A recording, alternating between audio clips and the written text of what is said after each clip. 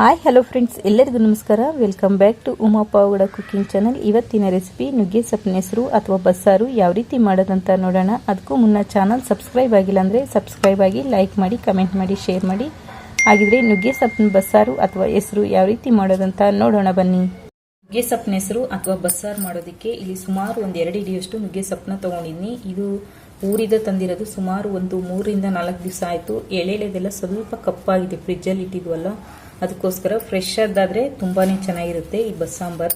ಇದಕ್ಕೆ ಒಂದು 50 ಗ್ರಾಮ್ನಷ್ಟು ತೊಗರಿ ಬೇಳೆ ತೊಗೊಂಡಿನಿ, ಒಂದು 50 ಗ್ರಾಮ್ನಷ್ಟು ಹೆಸರು ಕಾಳು.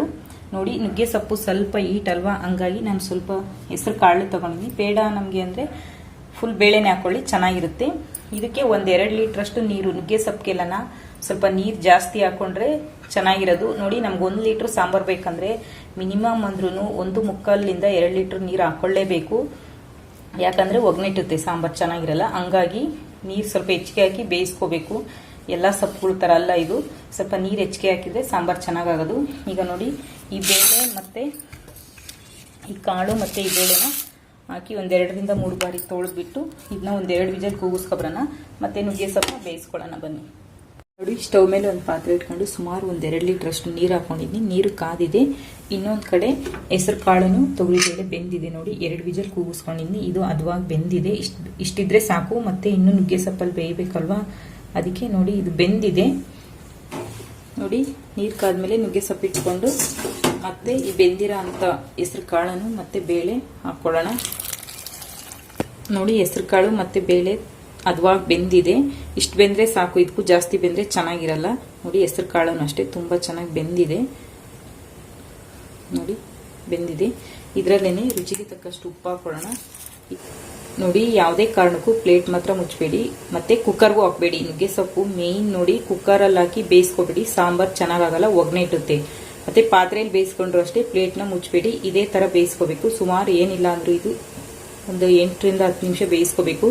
ಸೊಪ್ಪು ಮೇಲೆ ಡಿಪೆಂಡ್ ಆಗುತ್ತೆ. ನೋಡಿ, ಎಳೆ ಸೊಪ್ಪಾದರೆ ಅಷ್ಟು ತಗೊಳುತ್ತೆ, ಇನ್ನೂ ಸ್ವಲ್ಪ ಬಲ್ತಿರೋದಾದರೆ ಒಂದು 15 ನಿಮಿಷ ಆದರೂ ತಗೊಳುತ್ತೆ. ನೋಡಿ, ಈ ಸೊಪ್ಪು ಒಂದು 8 ರಿಂದ 10 ನಿಮಿಷ ಆದರೆ ಬೇಯುತ್ತೆ.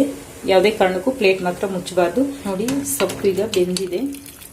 ನೋಡಿ, ಬೆಂದಿದೆ. ಈಗ ಸ್ಟವ್ ಸ್ವಿಚ್ ಆಫ್ ಮಾಡಿಬಿಟ್ಟು, ನೋಡಿ ಸೊಪ್ಪು ಈಗ ಬೆಂದಿದೆ. ನೋಡಿ, ಸ್ಟವ್ ಸ್ವಿಚ್ ಆಫ್ ಮಾಡಿಬಿಟ್ಟು ಇದನ್ನ ಬಸ್ಕೋಬೇಕು. ನೋಡಿ, ಈ ಥರ ಬಸ್ತಾಕೋದ್ರಲ್ಲಿ ಕೆಳಗಡೆ ಒಂದು ಪಾತ್ರೆ ಇಟ್ಕೊಂಡು ಇದನ್ನ ಬಸ್ಕೋಬೇಕು. ನೋಡಿ, ಈ ಥರ ಬಸ್ಕೋಬೇಕು. ಈಗ ಈ ಸೊಪ್ಪನ್ನ ತಣ್ಣಗಾಗಬಿಡ್ಬೇಕು. ಮತ್ತು ಈ ನುಗ್ಗೆ ಸೊಪ್ಪು ಬೇಯಿಸ್ಕೊಂಡಿದ್ವಲ್ಲ, ಈ ರಸನೂ ಸ್ವಲ್ಪ ತಣ್ಣಗಾಗಬೇಕು. ತಣ್ಣಗಾಗಿದ್ಮೇಲೆ ಇದಕ್ಕೆ ಖಾರ ಮಿಕ್ಸ್ ಮಾಡೋಣ. ಅಷ್ಟರಲ್ಲಿ ಈ ಹಸಿಮೆಣಸಿನ್ಕಾಯಿ ಮತ್ತು ಈ ಜೀರಿಗೆ ಬೆಳ್ಳುಳ್ಳಿನ ಹುರ್ಕೊಂಡು ಬರೋಣ. ನೋಡಿ, ಸ್ಟವ್ ಮೇಲೆ ಒಂದು ಬಾಣಲಿ ಇಟ್ಕೊಂಡು ಈ ಹಸಿಮೆಣಸಿನ್ಕಾಯಿನ ಹುರ್ಕೊಳ್ಳೋಣ.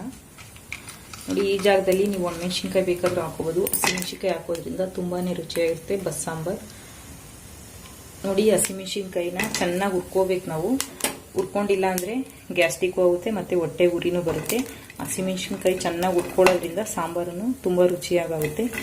ನೋಡಿ, ಚೆನ್ನಾಗಿ ಹಸಿಮೆಣಸಿನ್ಕಾಯಿ ಹುರ್ಕೊಂಡ್ರೆ ಗ್ಯಾಸ್ಟ್ರಿಕ್ ಹೋಗಲ್ಲ ಮತ್ತು ಹೊಟ್ಟೆ ಉರಿನೂ ಬರಲ್ಲ.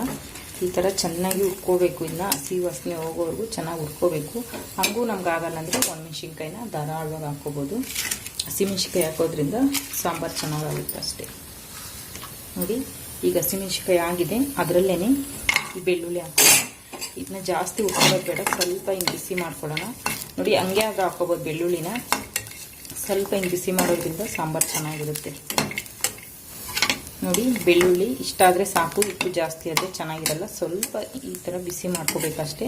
ನೋಡಿ, ಇದರಲ್ಲೇ ನಾವು ಈ 1 ಟೇಬಲ್ ಸ್ಪೂನ್ ಅಷ್ಟು ಜೀರಿಗೆ ಹಾಕೊಳ್ಳೋಣ. ಜೀರಿಗೆ, ಬೆಳ್ಳುಳ್ಳಿ, ಈ ಹಸಿಮೆಣಸಿನ್ಕಾಯಿ ಹುರಿದು ಹಾಕೊಳ್ಳೋದ್ರಿಂದ ಸಾಂಬಾರು ತುಂಬಾ ರುಚಿಯಾಗಿರುತ್ತೆ. ನೋಡಿ, ಕೆಲವು ಕಡೆ ಸಾಂಬಾರು ಪೌಡ್ರು ಮತ್ತು ಈ ಟೊಮೊಟೊ ಏನೇನೋ ಹಾಕ್ತಾರೆ, ಆದರೆ ನಮ್ಮ ಕಡೆ ಮಾತ್ರ ಇದೇ ಥರನೇ ಮಾಡೋದು. ತುಂಬ ಚೆನ್ನಾಗಿರುತ್ತೆ ಈ ಸಾಂಬಾರು. ಮತ್ತು ಈ ಸಾಂಬಾರನ್ನ ಬಿಸಿ ಮಾಡೋಂಗಿಲ್ಲ, ಈ ಥರ ಎಲ್ಲ ಹುರ್ಕೊಂಡು ಮಿಕ್ಸಿಗೆ ಹಾಕಿ ಖಾರ ಮಿಕ್ಸ್ ಮಾಡೋದು ಅಷ್ಟೇ, ಬಿಸಿ ಮಾಡಬಾರ್ದು ಈ ಸಾಂಬಾರನ್ನ. ನೋಡಿ, ಈಗ ಆಗಿದೆ, ಜೀರಿಗೆ ಎಲ್ಲ ಆಗಿದೆ. ಈಗ ಒಂದು ಪ್ಲೇಟ್ಗೆ ಹಾಕ್ಕೊಂಡು ಇದರಲ್ಲೇ ತೆಂಗಿನಕಾಯಿ ತುರಿ ಹಾಕೊಳ್ಳೋಣ. ತೆಂಗಿನಕಾಯಿ ತುರಿನೇ ಅಷ್ಟೇ, ಸುಮ್ಮನೆ ಸ್ವಲ್ಪ ಹಿಂಗೆ ಬಿಸಿ ಮಾಡ್ಕೋಬೇಕು.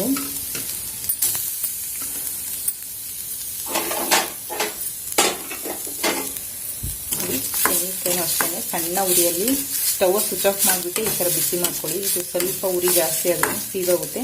ನೋಡಿ ನಾನು ಸ್ಟವ್ ಸ್ವಿಚ್ ಆಫ್ ಮಾಡಿಬಿಟ್ಟು ಇದನ್ನ ಸ್ವಲ್ಪ ಈ ಥರ ಬಿಸಿ ಮಾಡ್ಕೊಳ್ತೀನಿ ಅಷ್ಟೇ. ಈ ಥರ ಬಿಸಿ ಮಾಡಿಕೊಂಡು ಇದರಲ್ಲೇ ಮತ್ತೆ ಇದನ್ನೆಲ್ಲ ಹಾಕ್ಕೊಳ್ಳೋಣ. ಎಲ್ಲ ಒಂದೇದ್ರಲ್ಲಿ ಹಾಕ್ಕೊಂಡು ಇದನ್ನ ತಣ್ಣಗೆ ಹಾಕ್ಬಿಡೋಣ. ಮತ್ತು ಈ ಕಡಲೆ ಬೀಜ ಹಾಕ್ಕೊಳ್ಳಿ, ತುಂಬ ಚೆನ್ನಾಗಿರುತ್ತೆ ಸಾಂಬಾರಿಗೆ. ನೋಡಿ ಸೊಪ್ಪು ತಣ್ಣಗಾಗಿದೆ. ಈಗ ಇದನ್ನ ಇಂಟ್ಕೋಬೇಕು ಕೈಯಲ್ಲಿ.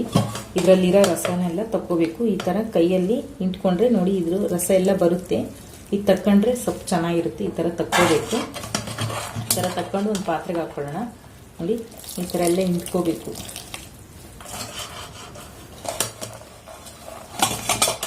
ನೋಡಿ ಹುರ್ಕೊಂಡಿದ್ವಲ್ವಾ, ಹಸಿಮೆಣಸಿನ್ಕಾಯಿ, ತೆಂಗಿನಕಾಯಿ ತುರಿ ಮತ್ತು ಕಡಲೆಬೀಜ, ಬೆಳ್ಳುಳ್ಳಿ, ಜೀರಿಗೆ ಮತ್ತು ಹುಣಸೆಹಣ್ಣು ಇದೆಲ್ಲ ಒಂದು ಮಿಕ್ಸಿ ಜಾರ್ಗೆ ಹಾಕ್ಕೊಂಡು ಅದರಲ್ಲೇ ನುಗ್ಗೆ ಸೊಪ್ಪು, ಬೆಂದಿರೋ ನುಗ್ಗೆ ಸೊಪ್ಪು ಮತ್ತು ಕಾಳನ್ನು ಸ್ವಲ್ಪ ಬೇಳೆನ ಮಿಕ್ಸಿ ಜಾರ್ಗೆ ಹಾಕ್ಕೋಬೇಕು.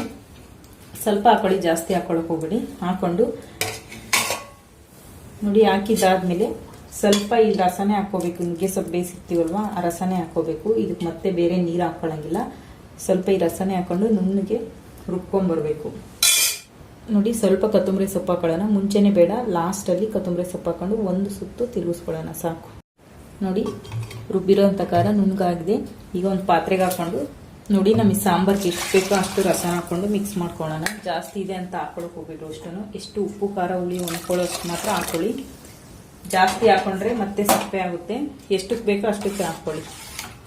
ನೋಡಿ ಈ ಥರ ಎಲ್ಲ ಒಂದು ಮಿಕ್ಸ್ ಕೊಟ್ಟು ಉಪ್ಪು ಖಾರ ಚೆಕ್ ಮಾಡ್ಕೊಳ್ಳಿ. ನೋಡಿ ಸಾಂಬಾರು ರೆಡಿಯಾಗಿದೆ. ಉಪ್ಪು ಹುಳಿ ಖಾರ ಎಲ್ಲ ಕರೆಕ್ಟಾಗಿದೆ. ನೋಡಿ ಈ ನುಗ್ಗೆ ಸೊಪ್ಪಿನ ಸಾಂಬಾರು ಮುಂದೆ ಯಾವ ಸೊಪ್ಪುಗಳ ಸಾಂಬಾರು ಟೇಸ್ಟು ಅಷ್ಟು ಬರೋಲ್ಲ. ನುಗ್ಗೆ ಸೊಪ್ಪಿನ ಬಸ್ಸಾರು ತುಂಬಾ ರುಚಿಯಾಗಿರುತ್ತೆ. ನೋಡಿ ಈಗ ಸಾಂಬಾರು ರೆಡಿ ಆಯಿತು. ಈಗ ಈ ಸೊಪ್ಪಿಗೆ ಒಗ್ಗರಣೆ ಕೊಡೋಣ. ನೋಡಿ ಸ್ಟವ್ ಮೇಲೆ ಒಂದು ಬಾಣಲಿ ಇಟ್ಕೊಂಡಿದ್ದೀನಿ. ಬಾಣಲಿಗೆ ಸುಮಾರು ಒಂದು 2 ಸ್ಪೂನಷ್ಟು ಎಣ್ಣೆ ಹಾಕ್ಕೊಂಡಿದ್ದೀನಿ. ಎಣ್ಣೆ ಬಿಸಿ ಆದಮೇಲೆ ಈ ಒಣಮೆಣಸಿನ್ಕಾಯಿ, ಕರಿಬೇವು ಹಾಕ್ಕೊಳ್ಳೋಣ. ನೋಡಿ ಒಣಮೆಣಸಿನ್ಕಾಯಿ, ಕರಿಬೇವು ಹಾಕ್ಕೊಳ್ಳೋಣ. ನೋಡಿ ಒಣಮೆಣಸಿನ್ಕಾಯಿ, ಈರುಳ್ಳಿ ಮತ್ತು ಕರಿಬೇವನ್ನ ಸ್ವಲ್ಪ ಚೆನ್ನಾಗಿ ಎಣ್ಣೆಯಲ್ಲೇ ಇಟ್ಕೋಬೇಕು. ನೋಡಿ ಒಗ್ಗರಣೆ ಎಲ್ಲ ಬೆಂದಿದೆ. ಇವಾಗ ನಾವು ಸೊಪ್ಪು ಹಾಕೊಳ್ಳೋಣ. ಬೆಂದಿರೋಂಥ ಒಗ್ಗರಣೆನ ಸ್ವಲ್ಪ ಸಾಂಬಾರ್ಗೆ ಹಾಕ್ಕೊಳ್ಳೋಣ, ಜಾಸ್ತಿ ಬೇಡ. ನೋಡಿ ಒಂದಿಷ್ಟು ಸಾಂಬಾರ್ಗೆ ಹಾಕ್ಕೊಳ್ಳೋಣ ಸಾಕು. ನೋಡಿ ಇದರಲ್ಲೇ ಸೊಪ್ಪು ಹಾಕ್ಕೊಳ್ಳೋಣ. ಸೊಪ್ಪು ಹಾಕ್ಕೊಂಡು ಮತ್ತು ತೆಂಗಿನಕಾಯಿ ತುರಿ ಹಾಕ್ಕೊಳ್ಳೋಣ. ಈ ಹಸಿ ತೆಂಗಿನಕಾಯಿ ತುರಿ ಹಾಕೋದ್ರಿಂದ ತುಂಬ ರುಚಿಯಾಗಿರುತ್ತೆ ಸೊಪ್ಪು. ನೋಡಿ ಹಸಿ ತೆಂಗಿನಕಾಯಿ ತುರಿ ಇಲ್ಲ ಅಂದರೆ ಕಡಲೆ ಬೀಜನ ಹುರಿದ್ಬಿಟ್ಟು ಪೌಡ್ರ್ ಮಾಡಿ ಹಾಕ್ಕೊಳ್ಳಿ, ಅದು ಅಷ್ಟೇ ತುಂಬ ಚೆನ್ನಾಗಿರುತ್ತೆ.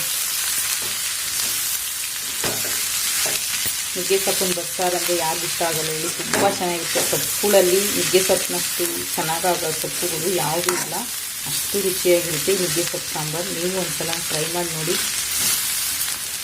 ನೋಡಿ ನಮ್ಮ ಕಡೆ ಈ ಥರ ಮಾಡ್ತೀವಿ. ನೋಡಿ ಸೊಪ್ಪು ರೆಡಿ ಆಯಿತು, ಸಾಂಬಾರು ರೆಡಿ ಆಯಿತು. ಮುದ್ದೆ ಅನ್ನಕ್ಕಂತೂ ತುಂಬ ಚೆನ್ನಾಗಿರುತ್ತೆ. ನಾನು ಮುದ್ದೆ ಜೊತೆಗೆ ಸರ್ವ್ ಮಾಡ್ತಿದ್ದೀನಿ. ಈ ಸಾಂಬಾರನ್ನ ಬಿಸಿ ಮಾಡೋಂಗಿಲ್ಲ, ಯಾಕಂದರೆ ಎಲ್ಲ ಮುಂಚೆನೇ ಹುರ್ಕೊಂಡು ಮಾಡಿರೋದ್ರಿಂದ ಬಿಸಿ ಮಾಡಿದರೆ ಅಷ್ಟೊಂದು ಚೆನ್ನಾಗಿರಲ್ಲ. ಹಂಗೂ ಮಿಗಿಲ್ತು ಅಂದರೆ ಊಟ ಎಲ್ಲ ಆದಮೇಲೆ ಸ್ವಲ್ಪ ಬಿಸಿ ಮಾಡಿಡಿ, ಅನ್ನಕ್ಕೆ ಚೆನ್ನಾಗಿರುತ್ತೆ. ಮುದ್ದೆಗೆ ಅಷ್ಟೊಂದು ಚೆನ್ನಾಗಿರಲ್ಲ. ನೋಡಿದ್ರಲ್ವ ನುಗ್ಗೆ ಸೊಪ್ಪಿನ ಬಸ್ಸಾರು ಹೆಸರು ಯಾವ ರೀತಿ ಮಾಡೋದಂತ. ಈ ರೆಸಿಪಿ ಇಷ್ಟವಾದರೆ ಲೈಕ್ ಮಾಡಿ, ಕಮೆಂಟ್ ಮಾಡಿ, ಶೇರ್ ಮಾಡಿ. ಇನ್ನಷ್ಟು ಈಸಿ ರೆಸಿಪಿಗಾಗಿ ಉಮಾ ಪವಗಡ ಕುಕಿಂಗ್ ಚಾನಲ್ನ ನೋಡ್ತಾ ಇರಿ. ಇನ್ನೂ ಚಾನಲ್ ಸಬ್ಸ್ಕ್ರೈಬ್ ಆಗಿಲ್ಲ ಅಂದರೆ ಸಬ್ಸ್ಕ್ರೈಬ್ ಆಗಿ, ಪಕ್ಕದಲ್ಲೇ ಇರುವ ಬೆಲ್ ಬಟನ್ನ ಕ್ಲಿಕ್ ಮಾಡಿದರೆ ನಾನು ಮಾಡುವ ಪ್ರತಿ ವಿಡಿಯೋ ನೋಟಿಫಿಕೇಷನ್ ನಿಮಗೆ ಬರುತ್ತೆ. ವಿಡಿಯೋ ನೋಡಿದ್ದಕ್ಕಾಗಿ ಧನ್ಯವಾದಗಳು.